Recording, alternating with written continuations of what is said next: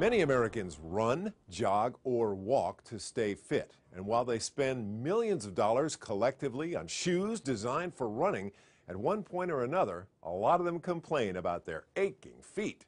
The increase in running-related injuries is blamed in part on the shoes runners wear. To help us look good and feel great, Lurene Cachola is here with details on whether barefoot running is a way to fix your aching feet. Well, Joe, I know you're a runner, and many people believe that padding in running shoes will protect your feet. But researchers say that these type of shoes actually change the way that your feet hit the ground. And here to talk to us about this is personal trainer Wendy Holmes. Thanks for joining us, Wendy. Thanks for having me. Now, what is the difference about padded running shoes and the way that your feet hit the ground? Yes, these shoes, you know what, they're almost just too good for us. The stability and cushioning in them. What we're finding is that because the cushioning in them is so good that we're striking when we're running and walking with our heel first. And we're seeing some chronic pain, sometimes in the knees and maybe the hips from that. And really what we're designed to do is maybe not strike in the heel, but more in the lateral. And we really need to get back to using our feet. And I first heard this from my Pilates instructor who said, you know, we're losing some of our balance and some of the use of our lower leg muscles because we're using the shoes too much. And maybe we should get back to going barefoot and doing chores and things like that. So what is really different about it when you're running barefoot? Yes. All right, so when you are running barefoot or with one of the barefoot shoes, you tend to strike more laterally and on the ball of the foot. And what happens there is the arch and the lower leg muscles tend to absorb the shot and not the knees and therefore the hips as well.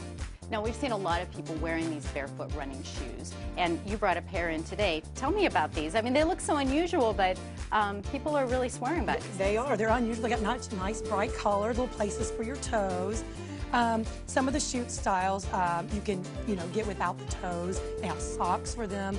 The main purpose of the shoe is to really help your feet from getting dirty and maybe not wet, but they're really designed to do exactly what we said, as if you were barefoot, absorbing here more laterally and on the ball of the foot, and therefore maybe not having as many knee injuries.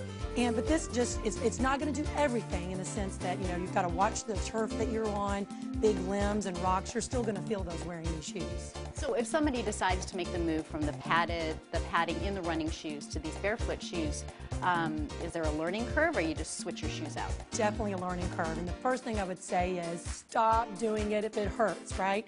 You really want to be gradual and you want to be patient with the transition. And you'll find that it's not going to be for everybody. But really, if you might be a candidate for the switch. If you tend to notice chronic pain in your knees, then you could switch to the shoe. You could shoe or barefoot. I probably would recommend at least the shoe. And maybe like a quarter of a mile to a mile in week 1.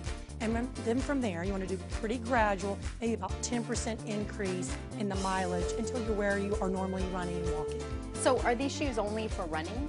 No, the barefoot shoes are designed for running, jogging, walking, and even hiking. There's a style of barefoot shoe for hikers now. Well, Wendy, thank you for showing us all these running options. You're welcome. And thank you, and we'll see you next time with more ways to look good and feel great.